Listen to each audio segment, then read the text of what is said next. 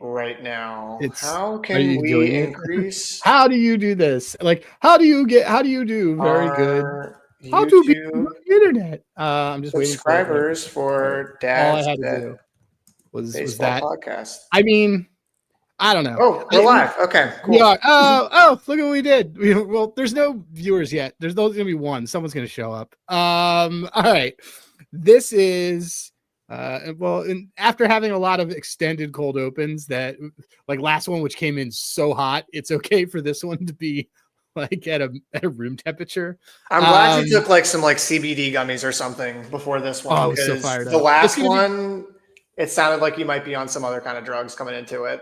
In terms of how amped you were at Trevor specifically. I was, look, just in the same vein as next week on Raw, someone's gonna on Raw on Monday. Actually on the show on Monday. It actually is on Monday. It is on Monday night. Trevor Jones will be our guest, and he will respond to the accusations that I made in our last episode about his ability to pick a Rookie of the Year correctly. You're watching Dad's Bet Baseball or listening to Dad's Bet Baseball. I am Adam Rosenberg. With me, as always, is my co-host CJ Buskey, aka Slippin' Jimmy. CJ, we have a lot of cool things to tell people today. And first of all, we could start with a mini announcement as we slide into this, but our friends of the pod, our sponsors of the pod, sponsor of the pod, Hall of Fame Bets will be with us for an extended period of time, in a good way. So I hope you guys like football because that's on the horizon, but, Hall of Fame Bets, as you guys know, unless this is your first time watching this, we use that as kind of like our go-to research tool with handy graphs. You can see a QR code. I'm pointing to it right there. But use code DADS and you get a 7-day free trial and you also get 50% off your first month. We love these guys and we love their product and it works really well with ours. And what we like to do is show you a way that you can use, but basically, frankly, you can find a really great bet on their app, which has some of the deepest information. We kind of have killed a lot of below the fold markets using Hall of Fame Bets. So with that said, CJ, do you mind if I take the reins and take people through a little bit of handy graphs and Hall of Fame Bets? I hand you Hop and handy the digital piece here to walk us through what I think is going to be a first 5 total market here. It might be. Okay, so tomorrow, let me, first of all, spoilers, the filter that I wanted to show everybody's already on. So what you guys are looking at now is Handygraphs. That's handygraphs.com. Use the code HGDADS. I know we're giving you a lot of codes. And then HOF app is Hall of Fame Bets. These two things work there. They just work. They work very well together. I was about to say like salt, oil, and vinegar, but I don't know if that's the right thing to say. So what I want to show you, though, you're just looking to discover a bet. Then we're going to talk about first fives and sides. There's a filter on Handygraphs that I've created, which is effectively, I called it low contact, low runners. You can also see my filter that says pitchers getting killed, which we'll talk about another day. But low contact, low runners is basically I have filtered out pitchers that have a K rate greater than 20%. A whip that is less than 1.5. As I like to tell everybody, yes, I know 1.5 whip is generally not good, but if I went any lower than that, you would have absolutely no pitchers on here other than Paul Skenes. And actually Sonny Gray, but that I don't want to dig up memories about him being whip leader that are not going to happen. But also a BABIP less than 275.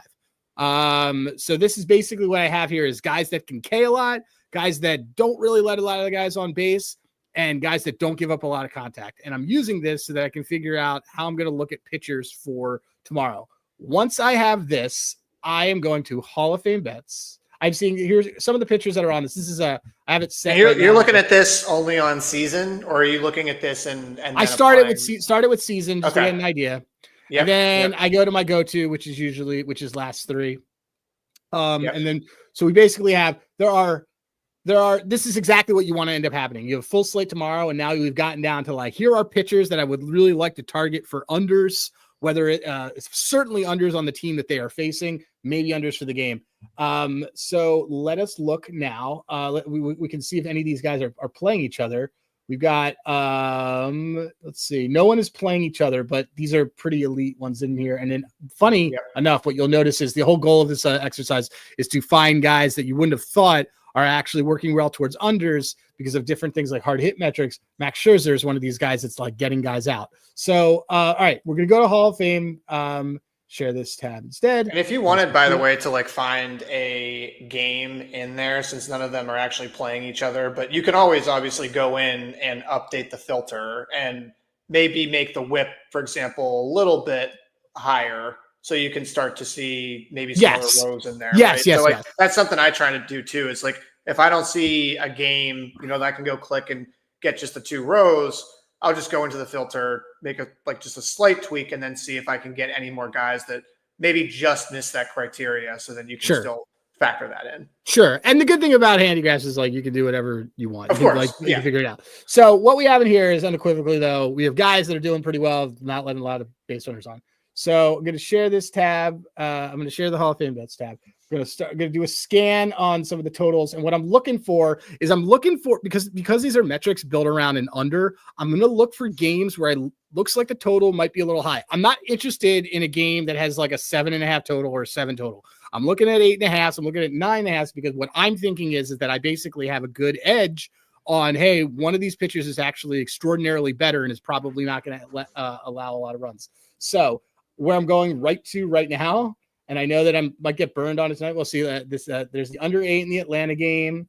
There is, let's see. And you can look for like a cheap under 8 too, right? Like it's not, if it's like under 8 minus 120, yes. that's obviously. I'm not ignoring it. I'm just trying to see how I can flex it. Oh, so here's a great one. Okay, so we have this. This is a good one. So this Dodgers one is not bad, but let me see. Let me just see if there's one other one. The Savali versus this Guardians one might be a good one. Is that one up? Not all of them are up, or no? What's the Cardinals one? Wasn't the Cardinals Mets? Or sorry, no, Brewers. It's Brewers and Mets. By the way, that's a very big series for our futures. For both teams involved. Okay. Oh, so you know what it is? Okay.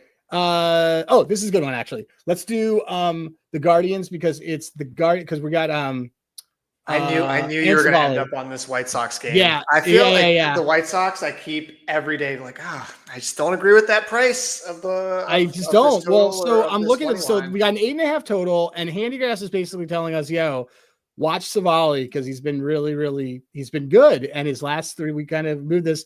I moved it to a home split, and his home splits haven't been as great, but overall, like the guy is still doing it. He's not walking guys. His first pitch strike metrics are still very, very good.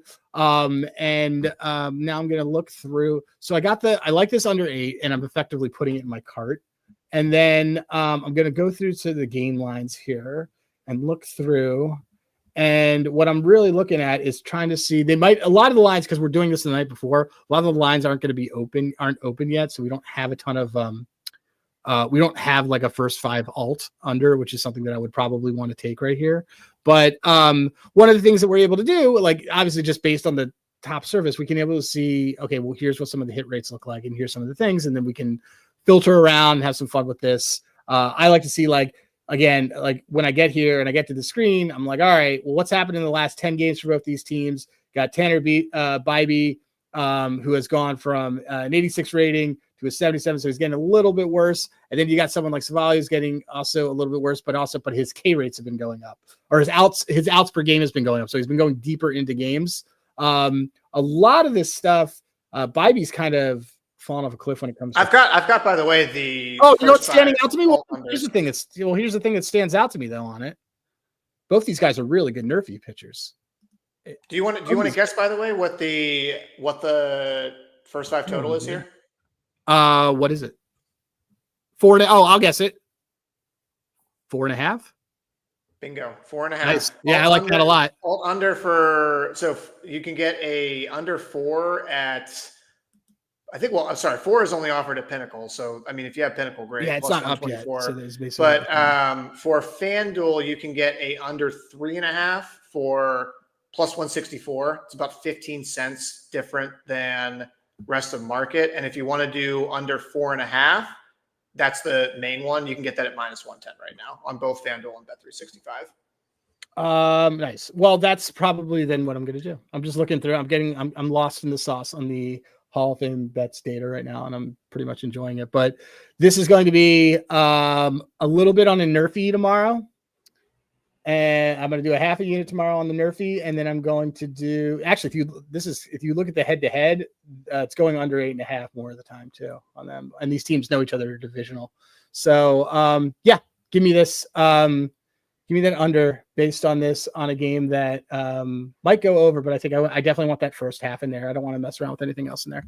So that is that's pretty much it. That's it. I don't know. Is there anything else that I should be that you saw that you were thinking about that I should show anybody on this? I wanted to kind of get that in there so that people can see, how. I think the only other thing I wanted to bring up, it's not so much even with Hall of Fame bets, but just something that like you and I were just talking about this earlier this week when we were doing a little lab together, which is, so this is for, you just walk through an under. If you're looking at an over for the first 5, another market you should definitely be thinking about betting is the first 2 blank. So for example, this week, we had we lost this bet, which also in excruciating fashion because the Rays scored. Rays scored 3. Yeah, Rays, Angels first, and then we had Angels first to 4 because we were fading Boz, which was the correct read. It's just that Anderson blew up a little bit too fast, and then literally right as he blew up, Angels scored 4 runs. But if you're looking at an over in the first 5, or if you like a specific team a little bit more, but money line price, maybe they're a favorite. Maybe you don't necessarily like the alt run line. That race to 3 or race to 4 is kind of a good one because it is a way for you to kind of attack it at a different angle or price. But it's really the same thing that you're betting on, which is that you like a team to score a bunch of runs in the first 5 innings. Yeah, I think so I'm going back to this. There's actually might be some solid value on it. It's kind of weird because it's going to be it's competing sort of elements. On this, I'm gonna have some fun with these garbage games tomorrow. With some of these garbage games. All right, cool. We have that was it. Let's talk a little bit.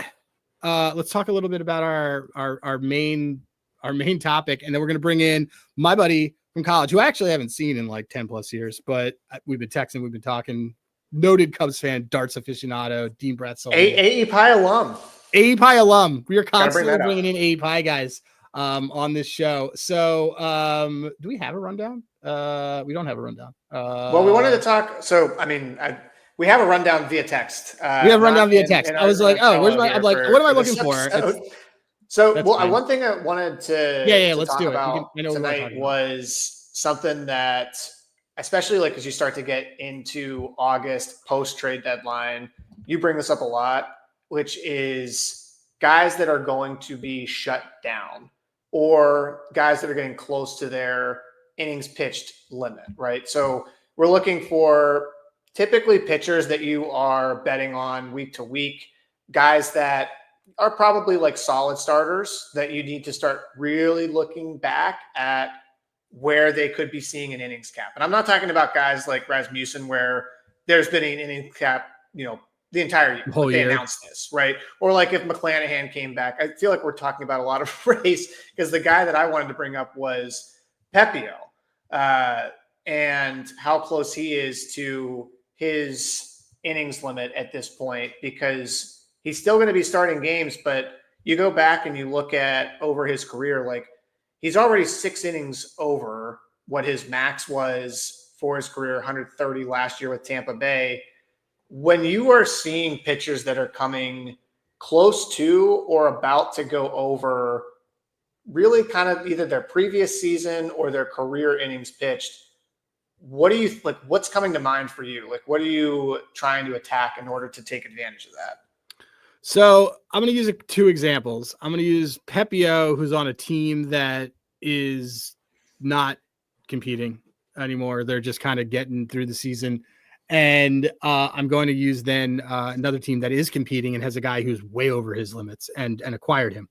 So for Pepio, the interesting thing is that he is a little bit over what his career high. Like he had injury history in his past. I'm still going to be very cautious on over outs because he's not really there. He's effectively probably going to have about 170 inning limit is what they really want with him. This is the Rays. The Rays don't churn out 200 inning guys. They got burned on that by Blake Snell. Like they just don't, that's not what they want to do. So he's got some wiggle room here because he's at 136. If he goes to 170, 175, 8 starts left, 6 innings per start, puts him right there. So I'm kind of thinking in the back of my mind that he's never going to be going more than 6. Like the Gavin Williams thing that happened yesterday was Gavin Williams would not have been going outlier. And I had his case, so I was very happy that went. But that would never have happened. That would absolutely never have happened if he wasn't throwing a no-hitter. Because of the no-hitter, yeah.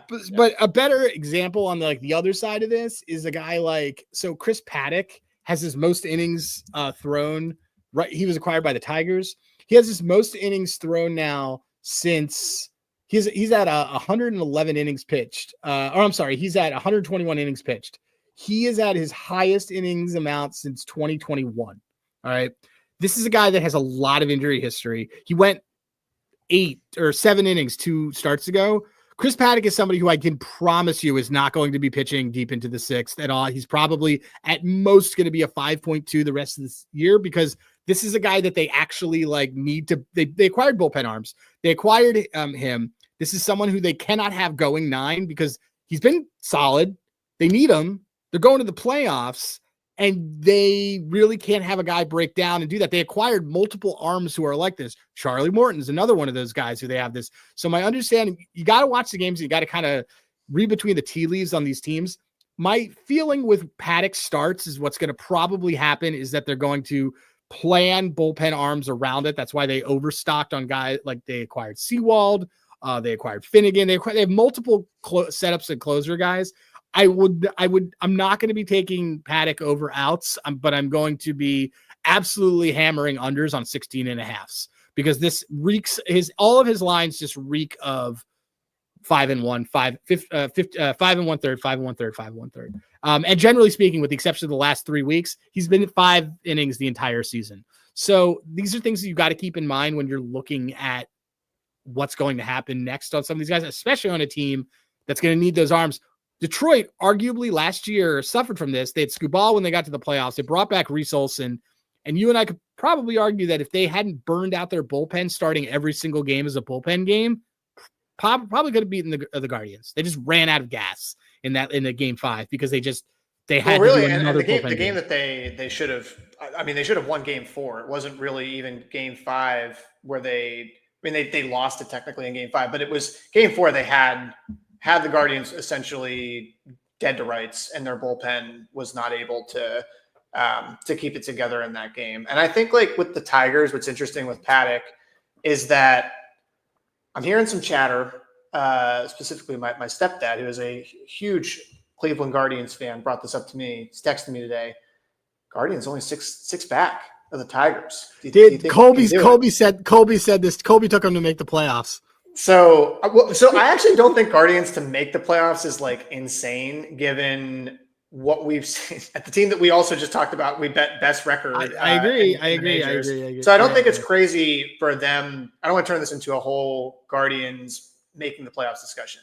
I do think that there might be a little bit more incentive for the Tigers to push on the gas, at least for the next, this team has been basically coasting since middle of June. So I don't think a slump for them was unexpected. Well, look what happened. They had to play their worst baseball of the season. They're still up by 6 games. And they're still up by 6 games. Right. So I think to kind of tie it back here to Paddock, I still think that they will play with white gloves with him. They didn't bring him in just to eat innings. They brought him in to actually give them some quality starts. And I still think the fact that they're up 6 games, maybe the only thing I could say is, do they push Paddock a little more this month? And then we start to really see them pull back. That's the only thing that I would, kind of just keep in mind with him specifically on that team, given that I don't think, by the way, that they're in any serious danger of losing the division, but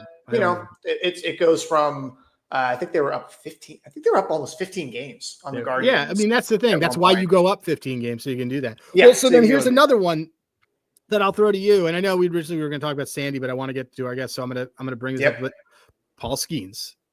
So what's the Paul Skenes out? Like, I mean, I actually didn't even see what his line was tonight. Like, what I'm assuming they just let him loose. So I mean, his outs line was 17.5. So he did throw through 6 again. That's been off a mediocre starting course, by the way. He was great. Well, he actually did get hit today. He just didn't give up any of the earned runs. I think he gave up like 7 or 8 hits, but otherwise, I mean, he was pretty good today. But so Paul Skenes, the thing about Paul Skenes, he got shut down last year. He threw between AAA and with the Pirates, he threw 160 innings. So Paul Skenes, again, he's not an old guy, right? He's only 23 years old right now. Never thrown though. Like last year, even with a shortened season, that's still the most innings that he's ever thrown in his career. Even at LSU, he had only thrown, I believe it was like 123 innings, or 122 innings, I guess, right there. So it kind of made me think. I started to get maybe a little bit more of some Zach Wheeler, Christopher Sanchez syndrome, thinking, well, Skenes is throwing an average of 6 innings per start, and you can do the math pretty quick. He's up to 160 innings in 2.5 starts. So I guess the thing that I'm wondering is with the Pirates, and especially they have nothing to play for. The only reason that they would continue to keep throwing him out there is to sell tickets and for him to have a chance to win the Cy Young. Which I think they're trying to do. So and that's kind of ultimately what I decided on is that if you look at like a realistic number of starts, he's probably got 6 more starts than what I'm sort of figuring right now. You average that 6, so 36 innings. He had the 6 tonight. That puts him at 180 innings. That's fine. That's fine. I think to me, like when I did the math on the back of the napkin, I was like, actually, in terms of they shut down sort of concern, I think if you have a Cy Young ticket with Skenes, I still think you should feel pretty good. Yeah. I did. I feel better, especially with they skipped the Wheeler start. They pushed it back because he had some arm shoulder soreness. He had an MRI, but he was fine. All right. So there you go. Your takeaway from this should be 1, watch the games, and 2, look at where guys are based on where they are last year, and just keep it in mind. And now, without further ado, we're going to bring in. Where are you, Dean? Bring in Dean. Bring in Dean Bratzolius. He's not there. What are we doing? Is he got? Not ready. Okay, not ready. He's backstage. This is why we do it live. This is why we always do everything live. He had asked. It was great. He was like, what are you guys doing? Can I just say before he comes on, because I was going to add another point. I'm like, I don't want to take. Yeah. Well, no, you can. But it was really funny because Dean was like, "What do you guys do? Messed up? Do you pause it?" And they're like, "There's no pausing." So don't bet Cy Young in the NL is my other recommendation to people listening right now. Or go back and listen to the episodes where we told you who to take, and you're fine. Well, true. You could just have a Wheeler and a. You would have all 3. You have Wheeler, Sanchez, and Skenes like you and I do. Yeah. I'm not saying, by the way, by any means that award has been like closed out. I still think there's scenarios where Wheeler and Sanchez could win this, but now that there's really only 5 to 6 starts left for Skenes, it's I think going to take. It's going to take quite a lot in terms of him sort of imploding here towards the end, because I don't think anybody is going to necessarily pitch their way to be over him. I think that's already an award that writers want to give Skenes. So you got to kind of hope he gets shut down or he blows up, and that's really not a spot that I want to be when I'm betting an award. I see it. His camera's on. There he is, Dean. We see you, Dean. Can he hear us? I don't think he can hear us. He can't hear us. First he was blind. Then look at this. Deaf. He's in full on. Yeah, It's just Dean, can you hear us? I don't think Dean. Yeah, Dean. I don't think he can hear us at all. I'm kind of hoping that Dean goes to the bathroom or something. Best. So we get this is so great, dude. Hold on. Dean, unmute us. All right. You hear us? We're here. We can see you. That's what you want, that bull right there. That's right. There, we can hear him now. We can hear him. All right. Can you bet on the Little League World Series? You can bet on the like the pitcher crying. Like that would be the greatest thing ever. What's going on, Dean? Dean, dude, it's good to see you, buddy. We got fellow non-Jewish AE Pie guys on here. It's great. Dean, we can see Dean's dartboard. Dean, who is? Hello? Wait, can you hear us? I don't know if you can hear us. I don't think you can hear us. No, I don't think. I was going to say, I'm going to just keep letting you go, Adam. Can you hear us? It doesn't look like Dean can hear us. All right, Dean just took off. All right, I don't know. This is great. All right. So while we wait for Dean and Spencer deals with it, Spencer's gonna have to deal with it. I'm just doing whatever. All right. Do you want to is there another future bet or anything that you want to talk about? That's literally what I was just going and looking this is at. Great. Is Bird chuckle. anybody else? Yeah, hold on. I'm telling him we saw you, we heard you. Can you not hear us? Yeah, Spencer's dealing with it. This is great. This is why we always do it live. It's great because he had no idea we were here. Can I tell you at least that before he gets back on, just because I was thinking about this earlier today in my random thoughts. Yep. It makes me sad that Nathan Eovaldi is going to get no credit for this season. And I know that we gave him a lot of credit on a previous show of ours and how much we were like, this is actually the dark horse Cy Young candidate. But we know that Cy Young is going to go to Scooball anyways. And yet you have he's 25-1 right now that I'm looking at the odds, but it's just been like a absolute savant type of season by Nathan Eovaldi. And I feel like I just want people to recognize that again as how great he has been this year, especially because he is 35 years old. Like, I don't think you're ever really going to get to see this good of a season from him again. No, you're probably not. Someone's just saying, we're getting spammed on the comment chat. Yeah, Eovaldi and your Freed bet and your Freed things. Freed really fell off as soon as that happened. Freed as soon as we did the Cy Young jinxed him for the cage match, that was it for Freed. All right, we're bringing in Dean. Dean, can you hear us? Dean. Dean, we hear you typing. And now he's gone again. Dean, can you hear us?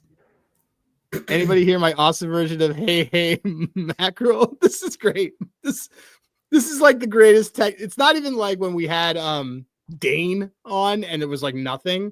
This is just Dean not being able to hear us and just being the difference with Dane was that the audience didn't see any of that because that no, this is great. I mean, it's fine. We'll Spencer will figure it out. Like Spencer and then we'll figure it out. We're just gonna continue to do our thing. Should we talk real quick though about? Yeah, let's talk about it. We'll pivot here again. We'll see if we can get him back on. But that's fine. I just mentioned it. Are we betting Guardians? Like, are we putting anything on Guardians, or is this like? This is just sort of the team of the week, and they had a great week, but there's nothing to do with this team because it's like the only reason I can tell myself that I'd want to bet them to do anything is it's a terrible reason. It's just that they always get away with this. Like I know, but this is not that good. Yeah, but this team has way higher K rate than those teams. Let me look. John in the chat pointing out that the Guardians win with the power of friendship, which is a really great reference. And that Malcolm Bamford had a ticket on him in preseason. Let me just see something. Yeah, the Guardians run differentials -23, which is not good. They are 24-37 against teams above 500. What are we doing here? This is. Let me see how far back are they? Oh my God, they're 1.5 games back on a wild card.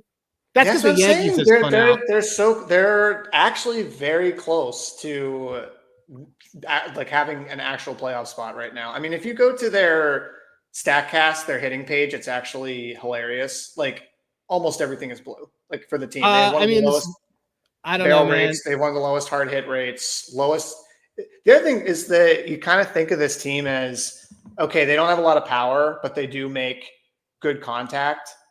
They're batting 228 as a team, and they have the lowest expected batting average of any team in baseball. So, like, they're only a game and a half out of the wild card, and yet nothing. So here's the thing, though. But here's where we're at on this. If you're gonna take the Guardians, then who's not making it? Because, by the way, the Guardians are tied with the Rangers, and the Rangers have a plus 70 run differential. So if you do that, wouldn't this be the most? So here's my thing. Okay, of these four teams, pick two. Okay. Mariners, Yankees, Guardians, Rangers.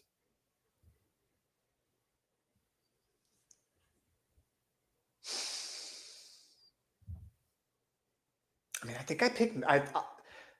Crazy enough, I think the Mariners are my first pick out of those four. All right, so now you have to pick. You get one because the Mariners, like, their hitting has still been fine. Like, that has not been an issue, and I'm still confident that their pitching is going to be fine. I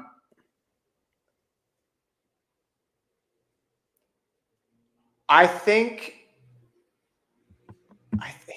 that the Rangers would by a hair over the Yankees at this point. You think the Yankees fall out of the playoffs? Well, because we thought Judge was, I mean, when he first went out, I believe you told me, you're like, this is going to be like a 10-day injury. He's going to be coming back. It was like 2 weeks. It was 2 weeks. People were reporting, I mean, reputable sources, John Heyman had said, like, he's going to be able to at least be batting, not fielding, but be batting within 10 days. And, that hasn't. I mean, he didn't do rehab games. Keep this in mind. He didn't do rehab games and came back Tuesday. So, I mean, if I'm just thinking about, like, the teams that, let me look at their schedule again, because I remember they have an easy. They have an easier schedule. That's what it is, right? It's the easier schedule. This run, this next 2 weeks is a bad run, and then who's Mike? I think he's just talking about. Yeah. Mike, Milk is what it is. That's his nickname. But yeah, Spencer, try him again. Try bringing Dean in again. Dean, can you hear us? Dean, can you hear us? This is going great. Dean, can you hear us at all? Because we can see you. You can't hear me at all. This is great. This is like hilarious. Nope, you can't hear us.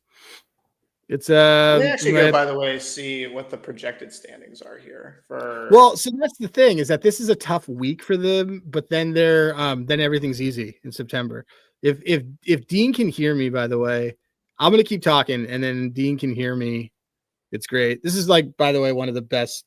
This is by far one of my favorite episodes. It's kind of like watching, like, the set design fall, like in the middle of, like, a Saturday Night Live or something, and everyone starts, like, breaking character.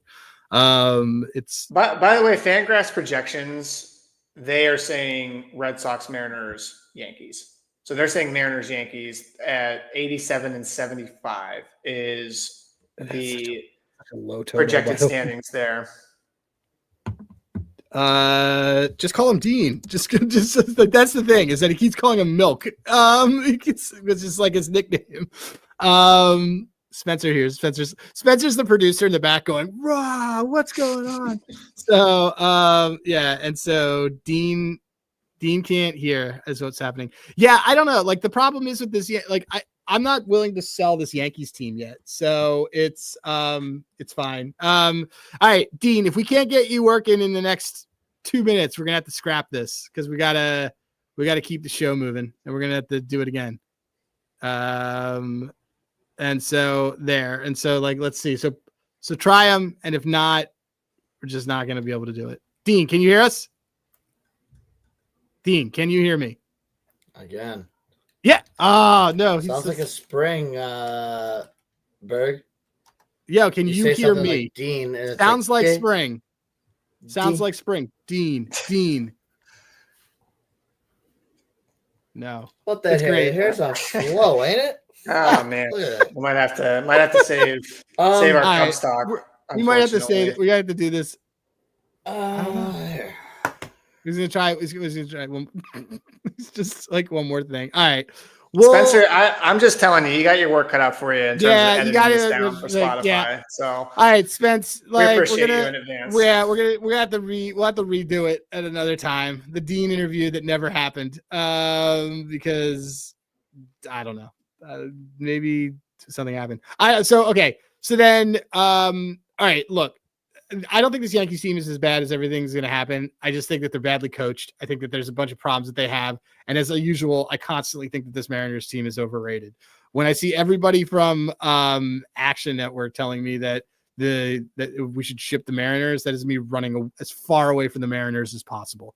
So it's fine. It's also, I just don't know how this pitching will work in the playoffs, but we'll see. And Gino Suarez, by the way, I love watching him strike out. Love it. Love it. Love it. Love it. Love it.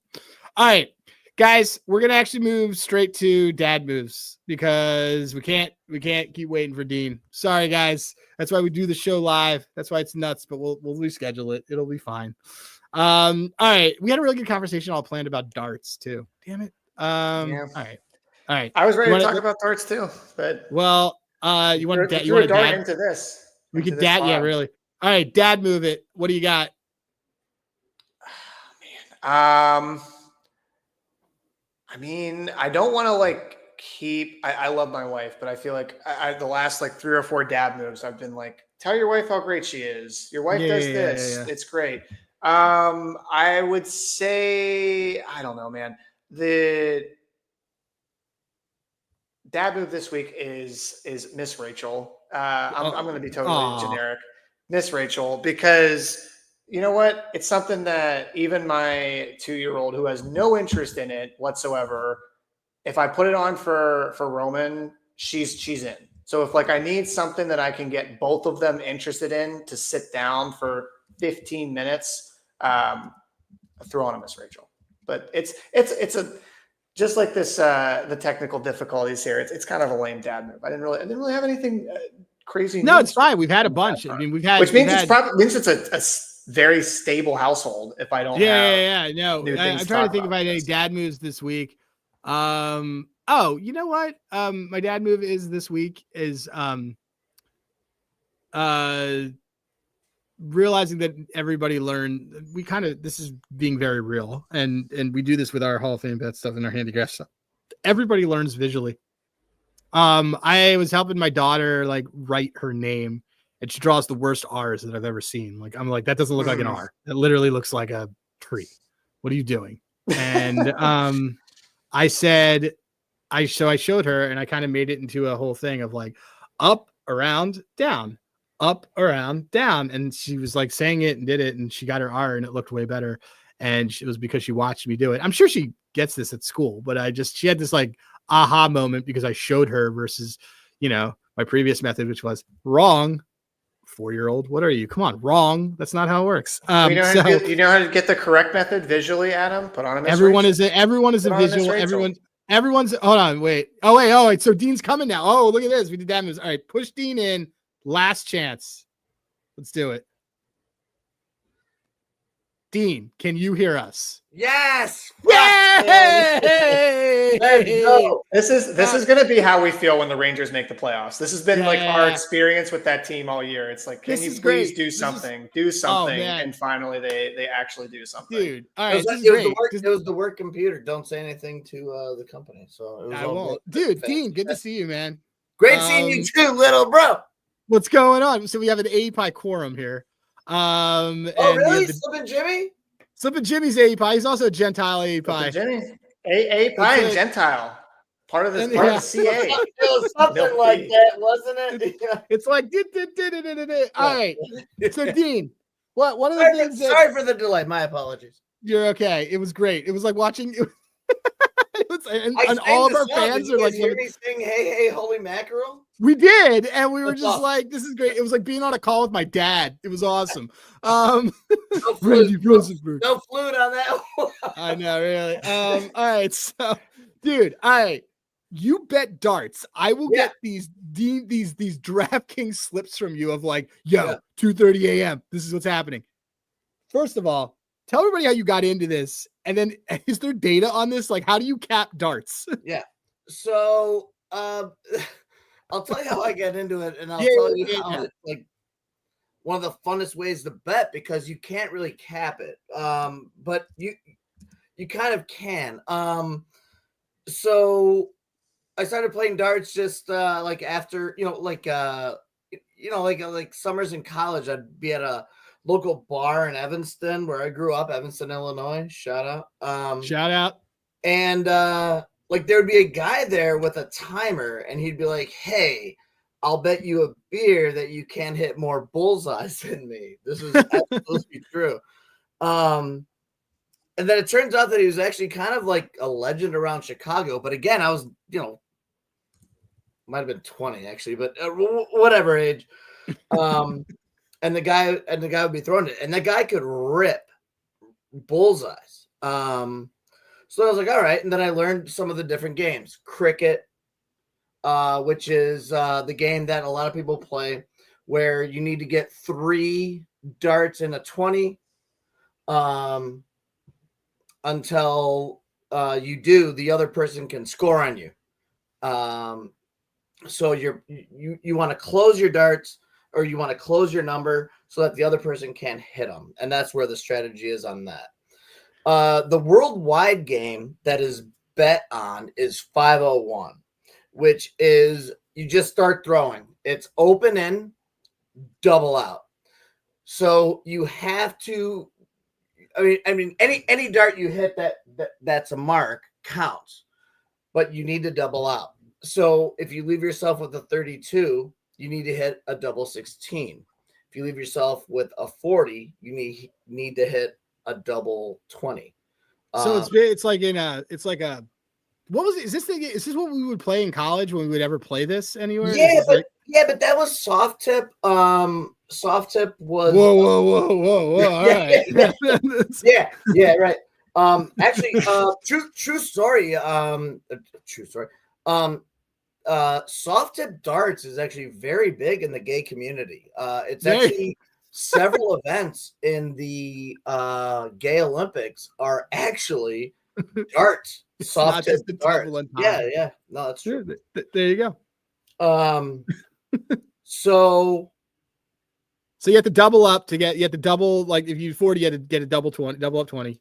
Right. So right. You have 14 left. You have to hit a double 7. Again, some of these aren't ideal, and this is where the pros are so good, right? The highest out you can get is a 170. That's trip 20, double bull, right? So you got 60, 60, and 50, and that's how you win because you have to hit a double. So that's where a lot of skill comes in, where these guys will come in and do it. So for the betting, we'll get back to it. For the betting, the bets are actually very simple. There's not many complex things. Where like in soccer, you have a win, loss, or draw, over under goals, over under ton 80s. I was gonna say it's 180, right? Is the over under? Absolutely.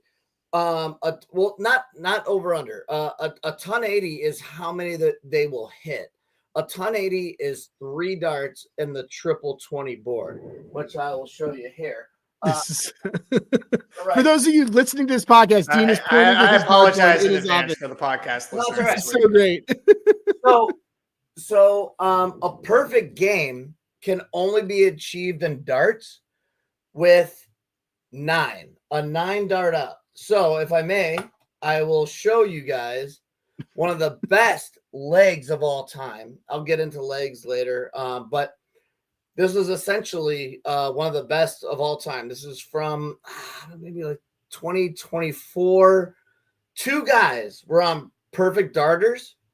The one guy missed it. You'll hear the crowd boo and be upset, and then the next guy hits it, if I may. Yes.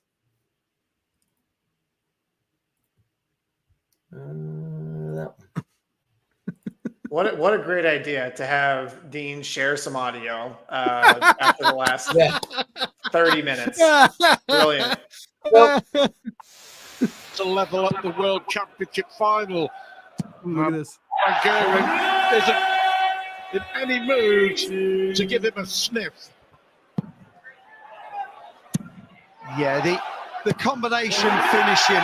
Oh, So those two guys just hit 2 180s, right? Like they got 3 darts. Yeah. In this game is going to be key. You can So, tell by the way they they're all have a scoring. look. There may be nothing in it. They may both be on 9s. Michael may miss and Michael may hit. They're both on 9s. They're both on a 9.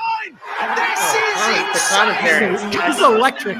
This was the final. It's shown there. This was the final of the 2023 World Championship, and so that essentially like what you're seeing in the background. That's like a convention center. So imagine like a really small car show, but there's about 15,000 people there, and they're all in fancy dress, which is a very British thing. Berg, I think you know about fancy dress, right? Yeah. Well, they just wear costumes and all that. So anyway, so both of these guys are on a 9 darter. Wow, the World Championship final. Michael van Gerwen is on a 9 darter in the World Final. He missed it, right? So here we go. And just misses double 12. Over to you, Michael Smith. One man misses, does the other man get? I've never seen the like. Come on, Spolly boy! Yes, double 12! That is the most amazing lemon you will ever see in your life! I can't speak!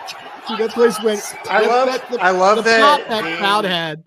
Dean is introducing us to darts, okay, as if somebody has never seen baseball, and you're like, you know what? Let me go show you what baseball is like. And the first highlight you show them is like Game 6 of the 1986 World Series. Right. Like, oh my God, this is the most amazing thing ever.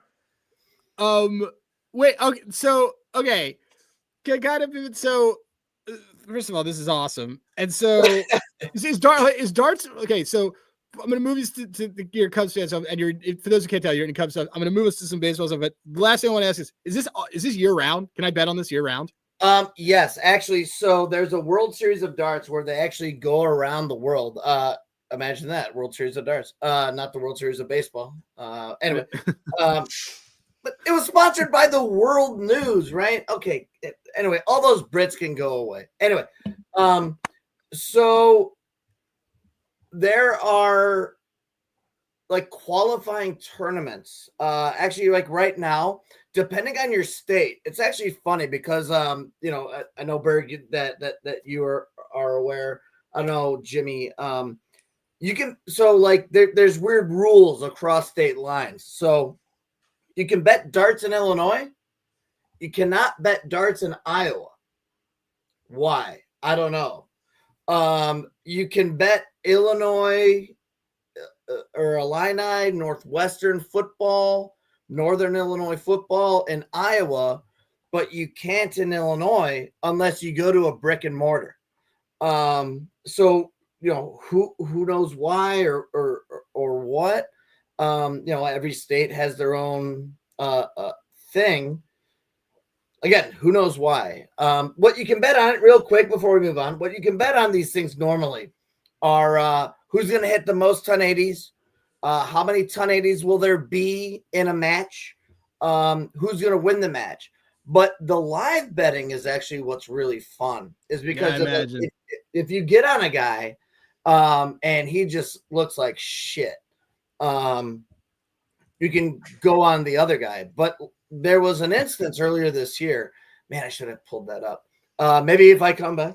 There was a time where a guy was down huge, but he came back. So the live betting was enormous.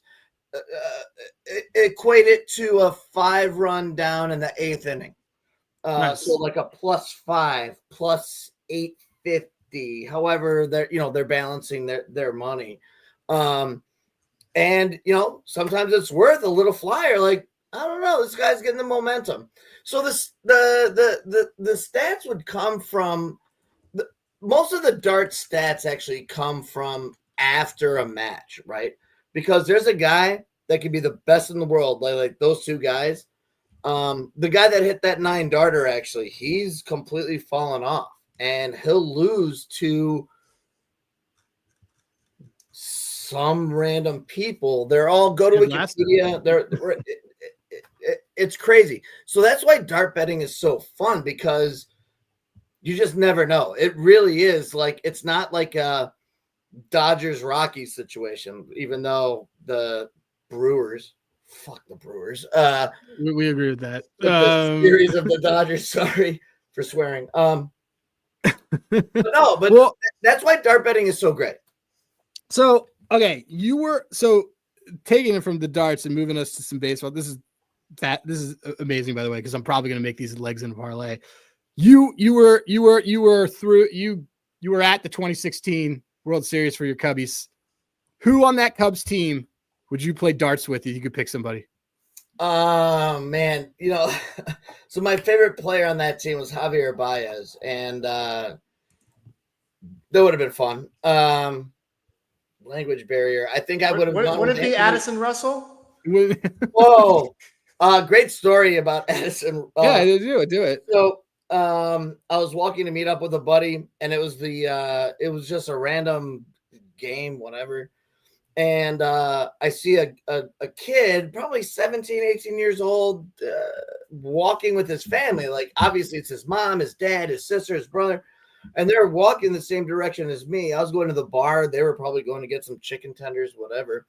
And the kid was wearing the Mother's Day Addison Russell jersey. And I wonder if he knew it. Like, no. If he knew, that's funny. If he didn't know, that's even funnier.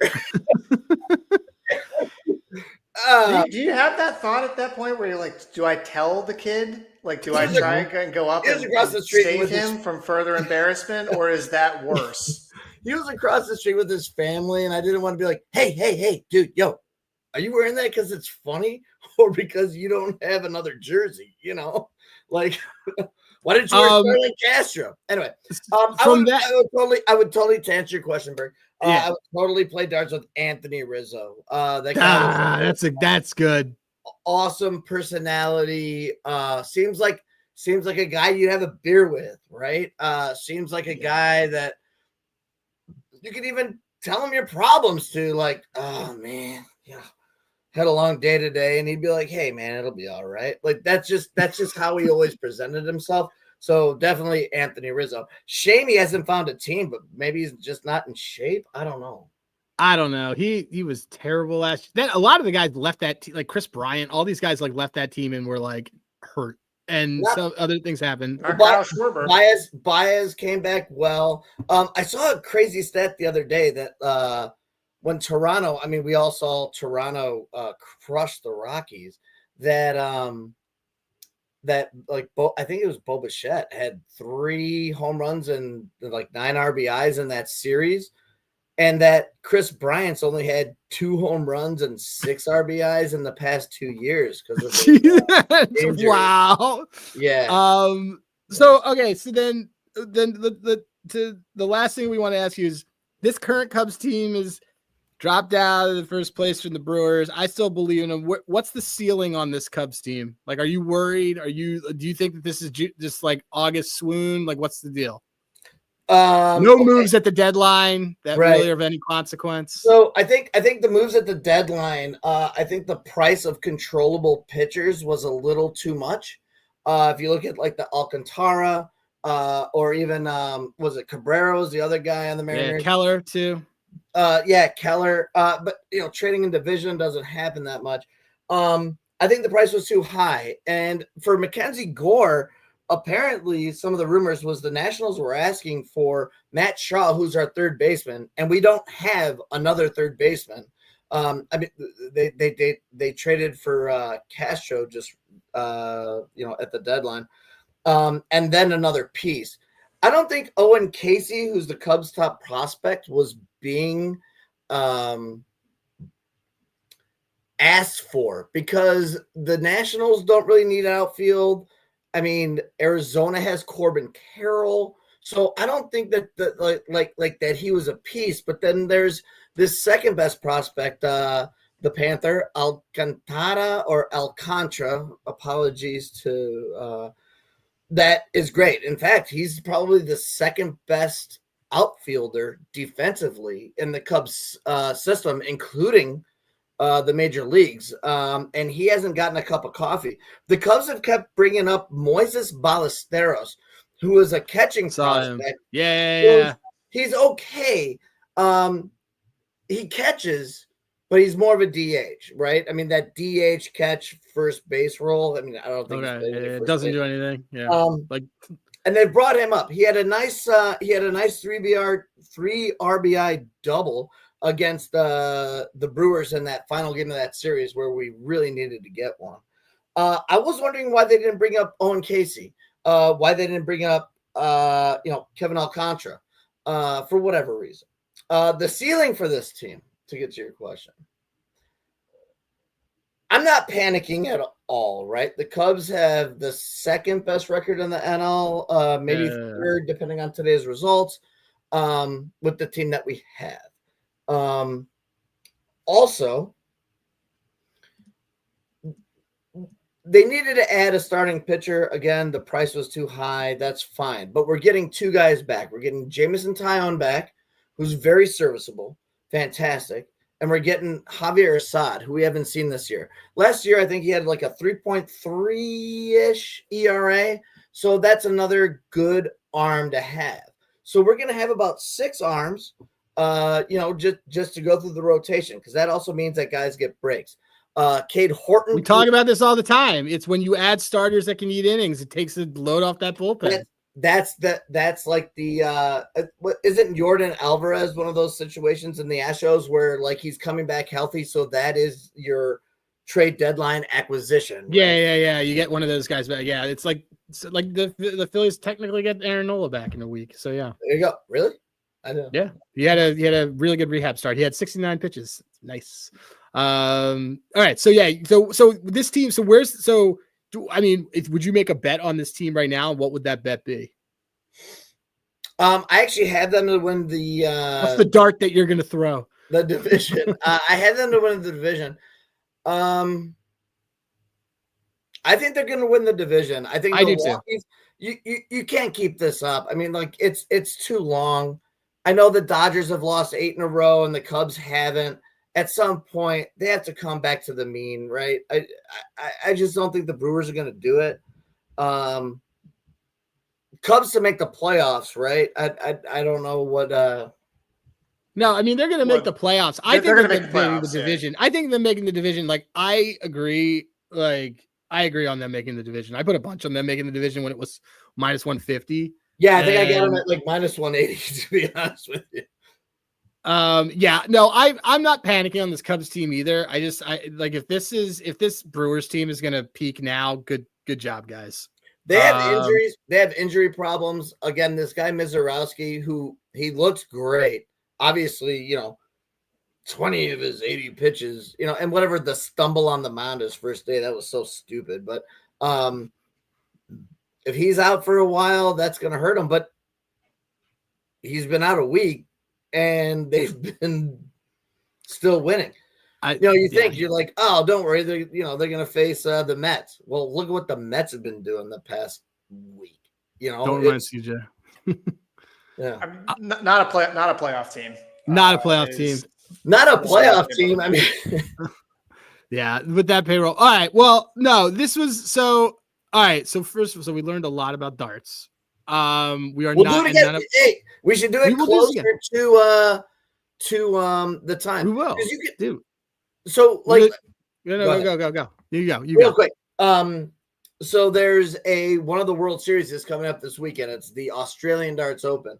So the way that works is you have PDC guys playing against people that have qualified for this event and for the Professional Darts Corporation, PDC. Sorry, I got a notification. Your wife just started following me on Instagram because I posted about you. Like it's just like Nicole just started following me. So Just following you now. I know she's. I have a That's policy where I don't follow anybody until I meet them at least. But No, I it's think fine. she's It's felt like she's met I- you because I'm like, so hey, real quick, I'll tell you here. So the Australian Darts Masters is coming up this weekend, and if you look at it, all the PDC guys are chalk, right? And then we're talking minus 1,800, minus 3,500, minus 2,000. Be cautious with all of those because you never know how a guy's going to be in form. So it's one of those things where you're seeing 8 professionals with huge, or very, very, low odds where you don't want to touch those because there's going to be one of those dudes that beats them for whatever reason. And that has burned me before. But Dean, we're gonna be at time on our blog. sorry, I'm sorry. Wait, so no, it's fine. Give us the final darts word and tell everybody where they can find you if they want to follow you. Milk DB, I think I'm private, so it doesn't matter. You can find me on I don't know. I don't really do that stuff. Don't always take the best player to win. So chalk right now for the World Championships is plus 120. The next guy's plus 300. Look a little beyond that. You might be able to find some value at some like plus 1,000 guy that just hits a hot run. That's what we want. That's what we're doing with all our futures. There you go. Sorry, dude. We love you, Dean. We will do this again. Hopefully, Slip and Jimmy. Nice to meet you, bud. And shout out to our guy, Spencer. Yeah, man. Spencer's the man. Dude, Dean, thanks for coming by, dude. Love you, bud. Love you. That was awesome. That was like this episode is absolutely going to be called the train wreck episode in the I was going to best say, way. I feel drunk already. It was so good. All right, we're gonna wrap this up. Thank you everybody who's doing this. Is again handigraphs.com, Hall of Fame Bets, HOFapp.com. Use code DADS. For CJ, he's at Dads That Bet. For Spencer, at Spencer_Ray, Ray RAY. I'm Adam Rosenberg at Hey Rosenberg. Like, subscribe. You guys have been liking and subscribing, giving us reviews on Spotify. We love it. Thank you so much. At Dads That Bet. At Dad's Bet Baseball on all the platforms. Look at all the shouts. You can promote me more. Yeah, that's good. At Dad's Bet Baseball. At Dad's Bet Baseball. This was great. CJ, what is the final word? Darts.